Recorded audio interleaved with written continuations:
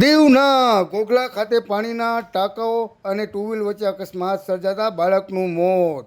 કેન્દ્ર શાસિત પ્રદેશ દીવના ઘોઘલા ખાતે પાંજરાપોળ નજીક હનુમાન મંદિર પાસે રોનક હિતેશચંદ્ર ઉંમર વર્ષ 20 રહેવાસી બાદોદકર કોલોની એક્ટિવા પર જતા હતો અને તેની પાછળ આયાસ મોહમ્મદ કુરેશી ઉંમર વર્ષ 14 રહેવાસી રિક્ષા સ્ટેન્ડ ઘોઘલા એ રોનક પાસે લિફ્ટ માગી હતી. તેઓને પાંજરાપોળ વળાંકમાં પાણીના ટાંકોના ચાલક બાબુભાઈ બિજલભાઈ રાઠોડ ઉંમર વર્ષ 55 રહેવાસી ગામ આલીધર તાલુકો કોડીનાર એક્ટિવાને હડફેટે લેતા બંને વચ્ચે અકસ્માત સર્જાયો.